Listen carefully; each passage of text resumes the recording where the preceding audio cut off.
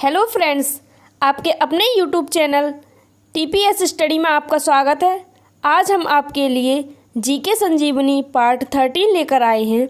इसमें हम science, polity, history और विविध के मोस्ट इम्पोर्टेंट क्वेश्चंस को पढ़ेंगे। यहाँ से आपके विज्ञान या साइंस के प्रश्न स्टार्ट होते हैं।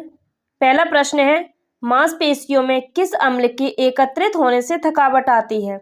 तो मांसपेशियों में लैक्टिक अम्ल के एकत्रित होने से थकावट आती है। अगला प्रश्न है, अंगूर में कौन सा अम्ल पाया जाता है? तो अंगूर में टार्टरिक अम्ल पाया जाता है। अगला प्रश्न है, कैंसर संबंधी रोगों का अध्ययन क्या कहलाता है? तो कैंसर संबंधी रोग हैं उनका अध्ययन ऑर्गेनोलॉजी कहलाता है। अगला प्रश्न है, मानव शरीर में सबसे लंबी कोशिका कौन सी होती है? तो मानव शरीर में सबसे लंबी कोशिका तंत्रिका कोशिका होती है। अगला प्रश्न है, दांत मुख्य रूप से किस पदार्थ के बने होते हैं? तो दांत जो है वह टेंडाइन के बने होते हैं। अगला प्रश्न है, किस जंतु की आकृति पैर की चप्पल के समान होती है? तो पैरामीशियम है जो, उसकी आकृति चप्पल के समान होती है। अगला प्रश्न है, केंचुए की कितनी आंखें होती हैं? जो केंचुआ है उसकी एक भी आंख नहीं होती। अगला प्रश्न है, गाजर किस विटामिन का समृद्ध स्रोत है? जो गाजर है वह विटामिन ए का समृद्ध स्रोत होता है। अगला प्रश्न है, किस पदार्थ में प्रोटीन नहीं पाया जाता? तो जो चावल है, चावल में प्रोटीन नहीं पाया जाता है। अगला प्रश्न है, मानव का मस्तिष्क लगभग कितने ग्राम का होता है? जो मानव मस्तिष्क है वह 1350 ग्राम का होता है। अगला प्रश्न है, रक्त में पाई जाने वाली धातु कौन सी है? तो रक्त में पाई जाने वाली धातु लोहा होती है। अगला प्रश्न है, किण्वन का उदाहरण है? तो किण्वन का उदाहरण दूध का खट्टा होना, खाने का ब्रेड बनना, गीले आटे का खट्टा होना, ये सभी किण्वन के उदाहरण हैं। अगला प्रश्न है, कौन सा आहार मानव शरीर में नए ऊतकों की वृद्धि के लिए पोषक तत्व प्रदान करता है? तो वह पनीर है। पनीर नए ऊतकों की वृद्धि के लिए पोषक तत्व प्रदान करता है। अगला प्रश्न है, कौन सी छिपकली उड़ने वाली होती है? तो जो ड्रैगो छिपकली होती है वह उड़ने वाली छिपकली होती है। अगला प्रश्न है, घोंसला बनाने वाले एकमात्र सांप कौन सा है? तो घोंसला बनाने वाला सांप किंग कोबरा है। अगला प्रश्न है, भारत में पाई जाने वाली सबसे बड़ी मछली कौन सी है? तो सबसे बड़ी मछली है व्हेल शार्क, जो कि भारत में पाई जाती है। अगला प्रश्न है, दालें किसका एक समृद्ध स्रोत होती हैं? तो दालें हैं वह प्रोटीन का एक समृद्ध स्रोत हैं। अगला प्रश्न है, देसी घी में से सुगंध क्यों आती है?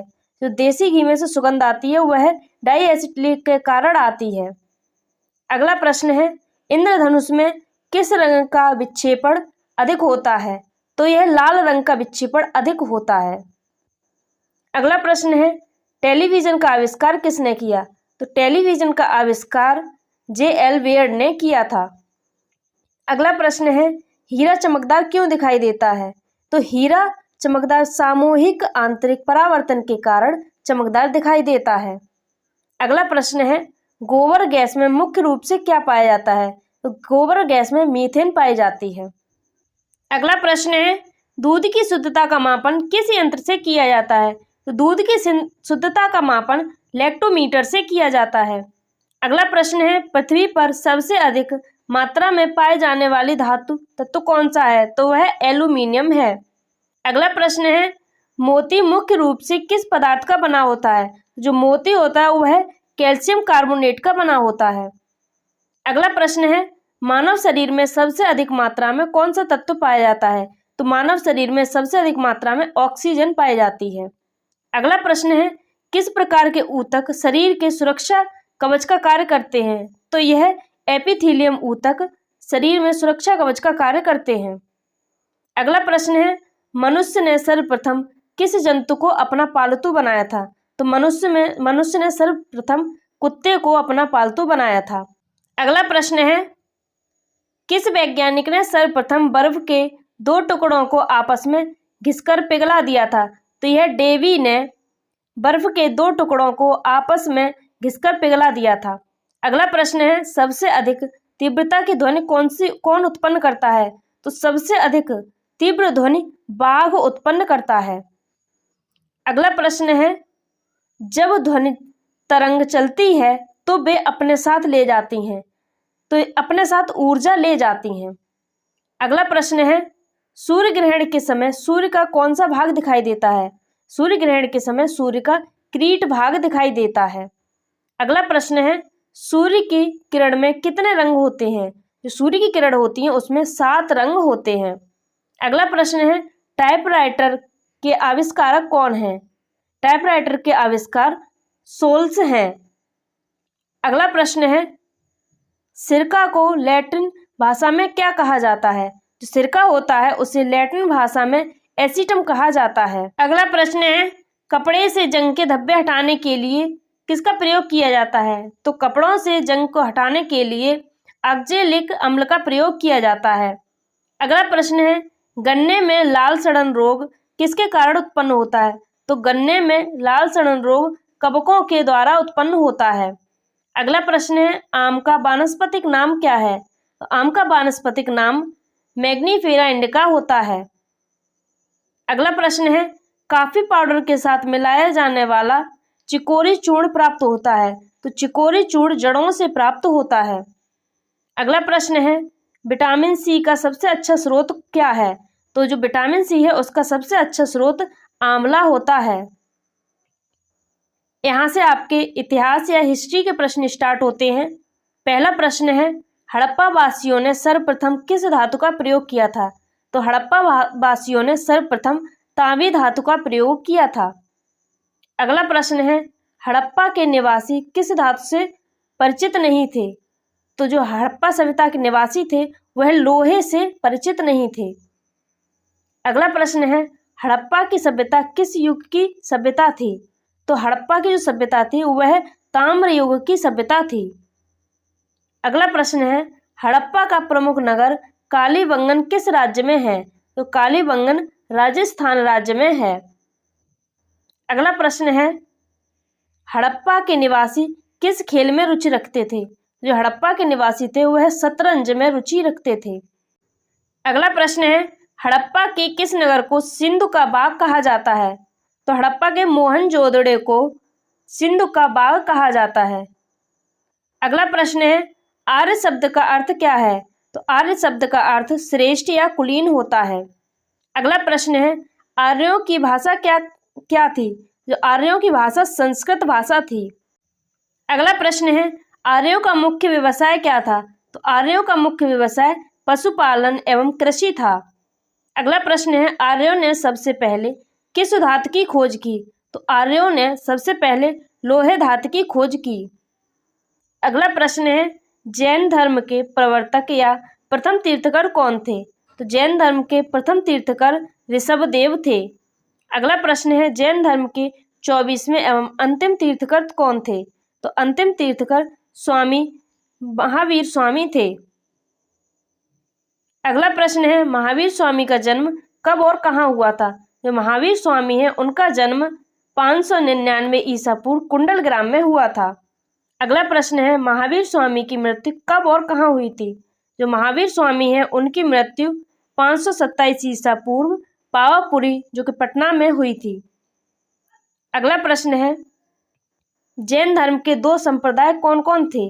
तो जैन धर्म के 2 संप्रदाय श्वेतंबर एवं दिगंबर थे। अगला प्रश्न है, किस शासक ने विक्रमशिला विश्वविद्यालय की स्थापना की? तो धर्मपाल ने विक्रमशिला विश्वविद्यालय की स्थापना की थी। अगला प्रश्न है, बौद्ध ग्रंथ त्रिपिटक की रचना किस भाषा में की गई? तो त्रिपिटक की रचना पाली भाषा में की गई थी। अगला प्रश्न है, सांची किसके लिए विख्यात है? तो सांची सबसे बड़े बौद्ध स्तूप के लिए विख्यात है। अगला प्रश्न है, महावीर का जन्म किस क्षत्रिय गोत्र में हुआ था? तो महावीर का जन्म जांत्रिक में हुआ था। अगला प्रश्न है, सबसे प्राचीन विश्वविद्यालय कौन सा है? तो सबसे प्राचीन विश्वविद्यालय नालंदा विश्वविद्यालय है। अगला प्रश्न है, भारत में नागरिक सेवा का जनक किसे कहा जाता है? तो भारत में नागरिक सेवा का जनक लॉर्ड कॉर्नवालिस को कहा जाता है।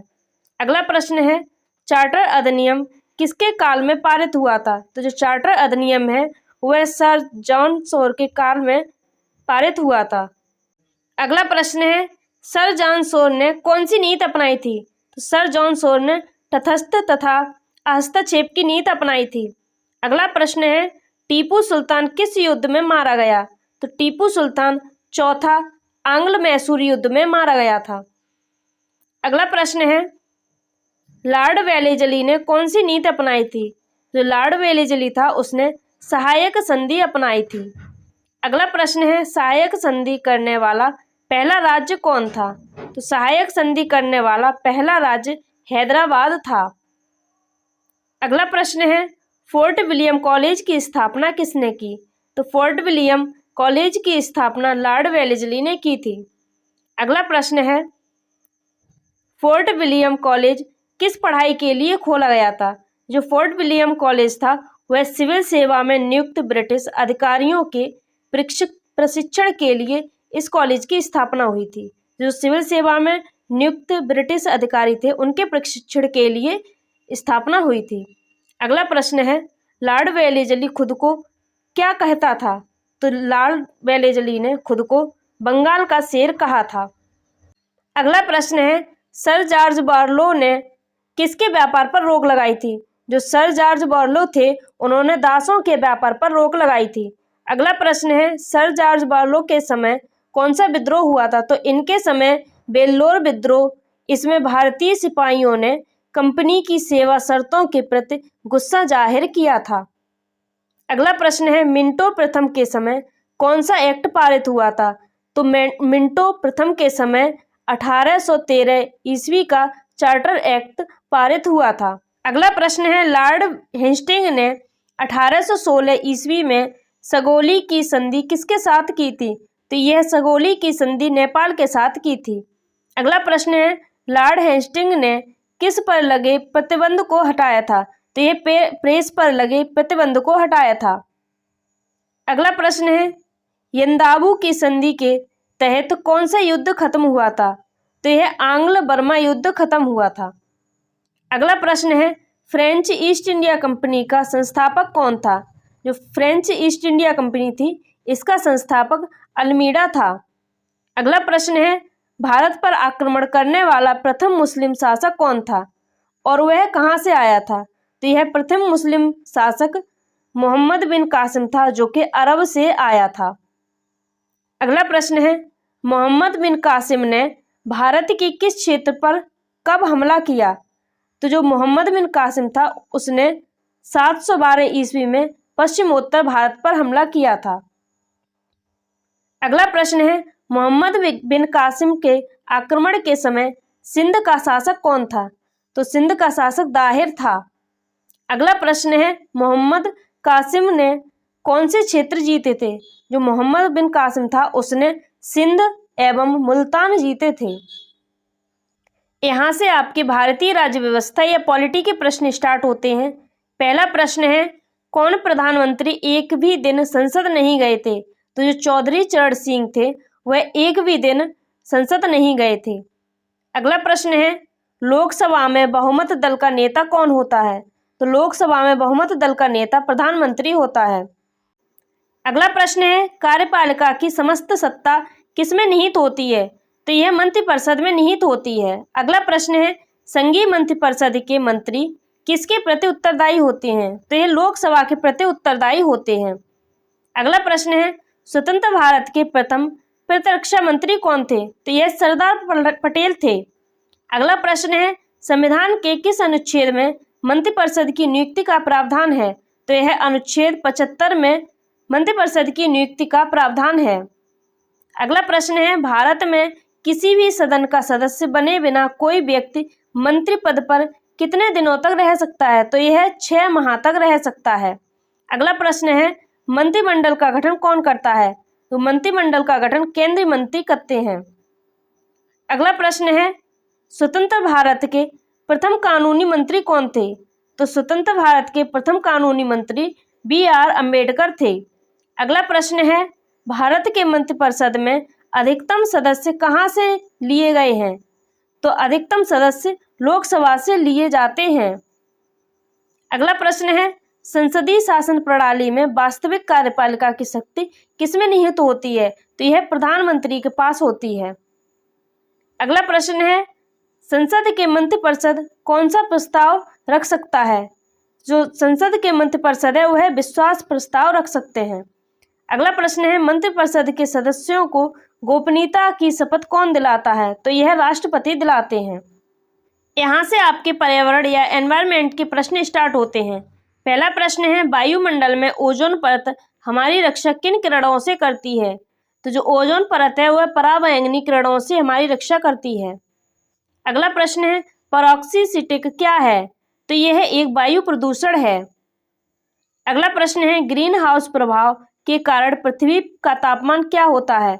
तो पृथ्वी का तापमान बढ़ जाता है।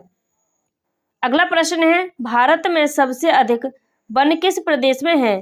तो भारत में सबसे अधिक वन मध्य प्रदेश में है।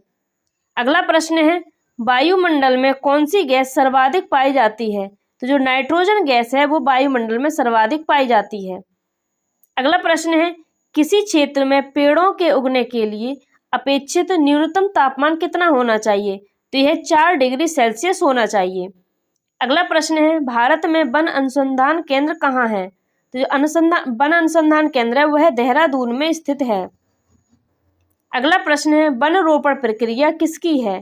तो वन रोपण प्रक्रिया ज़्यादा पेड़ लगाने की है। अगला प्रश्न है, भारत में अधिकतम वनाच्छादन क्षेत्र कौन सा है? तो यह आरक्षित वन है। अगला प्रश्न है, हरा सोना किसे कहा जाता है? तो हरा सोना वन को कहा जाता है। अगला प्रश्न है, भारत में अधिकांश वन संपदा का मालिक कौन है? तो भारत में अधिकांश वन संपदा का मालिक राज्य होते हैं। अगला प्रश्न है, वन महोत्सव किससे संबंधित हैं? तो वन महोत्सव पेड़ लगाने से संबंधित हैं। अगला प्रश्न है, सोपान कृषि कहाँ की जाती है? जो सोपान कृषि है वह पहाड़ों के ढलान पर की जाती है। अगला प्रश्न है, पर्यावरण अध्ययन की प्रकृति कैसी होती है? तो पर्यावरण अध्ययन की प्रकृति बहुअनुशासित होती है।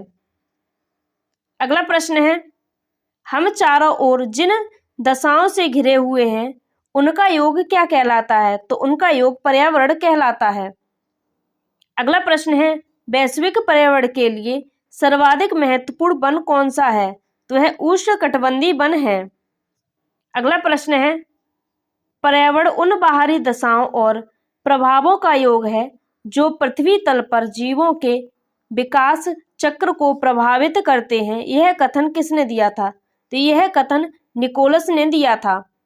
अगला प्रश्न है, पर्यावरण एक बाह्य शक्ति है जो कि हमें प्रभावित करती है। यह कथन किसने दिया? तो यह कथन सीसी पार्क ने दिया था। अगला प्रश्न है, विश्व में पर्यावरण जागरूकता की शुरुआत किसने की थी? तो विश्व में पर्यावरण जागरूकता की शुरुआत विलियम हैवेट ने की थी।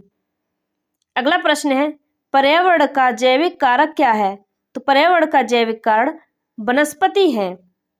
अगला प्रश्न है, यह कथन किसका है कि जीवों के पारिस्थितिकी कारकों का योग पर्यावरण है? तो यह कथन ए फिटिंग का है। अगला प्रश्न है, पर्यावरणीय निश्चयवाद के प्रतिपादक कौन है? तो निश्चयवाद के प्रतिपादक कार्ल रिटर हैं। अगला प्रश्न है, वर्ष 2002 को संयुक्त राष्ट्र संघ ने किसका अंतर्राष्ट्रीय वर्ष घोषित किया था? तो यह सतत विकास का अंतर्राष्ट्रीय वर्ष घोषित किया था।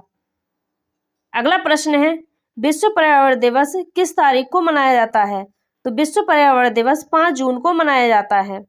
अगला प्रश्न है, पर्यावरण का संतुलन बनाए रखने के लिए वनांतर्गत क्षेत्रफल कितना प्रतिशत होना चाहिए? तो यह 33% होना चाहिए। यहाँ से आपके विविध के प्रश्न स्टार्ट होते हैं। पहला प्रश्न है, सबसे बड़ा सड़क पुल कौन सा है? तो भारत का सबसे बड़ा सड़क पुल महात्मा गांधी सेतु है जो कि पटना में स्थित है। अगला प्रश्न है, सबसे बड़ा पशु मेला कौन सा है? तो भारत का सबसे बड़ा पशु मेला सोनपुर का है जो कि बिहार में स्थित है। अगला प्रश्न है, सबसे ऊंची मीनार कौन सी है? तो भारत की सबसे ऊंची मीनार कुतुब मीनार है जो कि दिल्ली में स्थित है। अगला प्रश्न है, सबसे बड़ी झील कौन सी है? तो भारत की सबसे बड़ी झील चिल्का झील है जो कि उड़ीसा में स्थित है। अगला प्रश्न है, भारत का सबसे ऊंचा गुरुत्वीय बांध कौन सा है? सबसे ऊंचा गुरुत्वीय बांध भांगड़ा बांध है, जो कि पंजाब में स्थित है। अगला प्रश्न है, सबसे बड़ा रेगिस्तान कौन सा है? तो भारत का सबसे बड़ा रेगिस्तान थार रेगिस्तान है, जो कि राजस्थान में है। अगला प्रश्न है, सबसे बड़ा गुफा मंदिर कौन सा है? तो सबसे बड़ा गुफा मंदिर कैलाश मंदिर है। अगला प्रश्न है, सबसे बड़ी मस्जिद कौन सी है? सबसे बड़ी मस्जिद जामा मस्जिद है, जो कि दिल्ली में स्थित है। अगला प्रश्न है, सबसे बड़ा चिड़ियाघर कौन सा है? सबसे बड़ा चिड़ियाघर जूलॉजिकल गार्डन है, जो कि कोलकाता में स्थित है।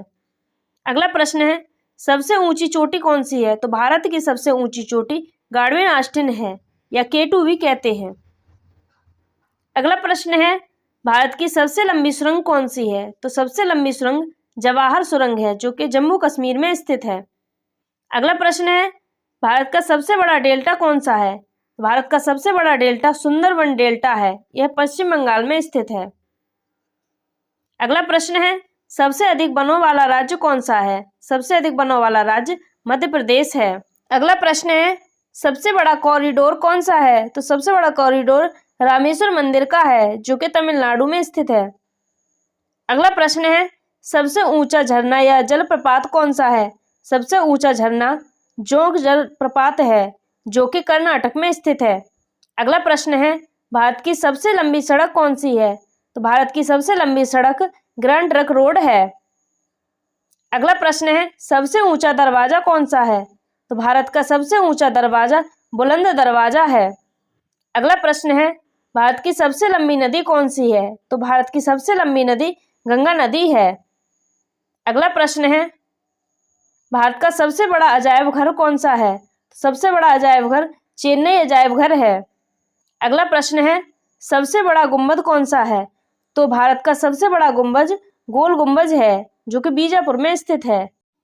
अगला प्रश्न है, भारत की सबसे ऊंची मूर्ति कौन सी है? तो भारत की सबसे ऊंची मूर्ति स्टैच्यू ऑफ यूनिटी है, जो कि गुजरात में स्थित है। अगला प्रश्न है, भारत का सर्वाधिक वर्षा वाला स्थान कौन सा है? तो भारत का सर्वाधिक वर्षा वाला स्थान मासेराम है, जो कि मेघालय में है। अगला प्रश्न है, सबसे बड़ा लिवरपूल कौन सा है? तो सबसे बड़ा लिवरपूल हावड़ा ब्रिज है, जो कि कोलकाता में स्थित है। अगला प्रश्न है, सबसे लंबी नहर कौन सी है? सबसे लंबी नहर इंदिरा गांधी नहर है, जो कि राजस्थान में स्थित है। अगला प्रश्न है, भारत का सबसे लंबा रेलवे प्लेटफॉर्म कौन सा है? तो सबसे लंबा railway platform Gorakhpur railway platform है, जो कि उत्तर प्रदेश में स्थित है। अगला प्रश्न है, भारत का सबसे विशाल स्टेडियम कौन सा है? सबसे विशाल स्टेडियम युवा भारती स्टेडियम है, जो कि कोलकाता में स्थित है। अगला प्रश्न है, सर्वाधिक आबादी वाला शहर कौन सा है? सर्वाधिक आबादी वाला शहर दिल्ली है। अगला प्रश्न है, सर्वाधिक शहरी क्षेत्र वाला राज्य कौन सा है? तो सर्वाधिक शहरी वाला क्षेत्र महाराष्ट्र है। अगला प्रश्न है, सबसे लंबा रेल मार्ग कौन सा है? सबसे लंबा रेल मार्ग डिब्रूगढ़ से कन्याकुमारी तक है। अगला प्रश्न है, भारत का सबसे बड़ा प्राकृतिक बंदरगाह कौन सा है? तो सबसे बड़ा प्राकृतिक बंदरगाह मुंबई बंदरगाह है, जो कि महाराष्ट्र में स्थित है। अगला प्रश्न है, भारत का सबसे बड़ा गिरजाघर कौन सा है? तो भारत का सबसे बड़ा गिरजाघर सेंट कैथेड्रल है, जो कि गोवा में स्थित है। अगला प्रश्न है, भारत का सबसे ऊंचा टीवी टावर कौन सा है? तो भारत का सबसे ऊंचा TV tower Pitampura TV tower है, जो कि नई दिल्ली में स्थित है। अगला प्रश्न है, सबसे लंबा समुद्र तट कौन सा है? तो भारत का सबसे लंबा समुद्र तट मेरीना बीच है, जो कि चेन्नई में है। अगला प्रश्न है, भारत का सर्वाधिक मार्ग बदलने वाली नदी कौन सी है? तो भारत की सर्वाधिक मार्ग बदलने वाली कोसी नदी है, इसे बिहार का शोक भी कहते हैं। अगला प्रश्न है, सबसे बड़ा नदी द्वीप कौन सा है? तो सबसे बड़ा नदी द्वीप माजुली द्वीप है, जो कि ब्रह्मपुत्र नदी असम में स्थित है। अगला प्रश्न है, सबसे बड़ा तारामंडल कौन सा है? तो सबसे बड़ा तारामंडल बिड़ला प्लेनेटोरियम है, जो कि कोलकाता में है। अगला प्रश्न है, सबसे बड़ा राज्य कौन सा है क्षेत्रफल की दृष्टि से? तो भारत का सबसे बड़ा राज्य क्षेत्रफल की दृष्टि से राजस्थान है। अगला प्रश्न है, भारत का सबसे बड़ा राज्य जनसंख्या की दृष्टि से कौन सा है? तो जनसंख्या की दृष्टि से सबसे बड़ा राज्य उत्तर प्रदेश है।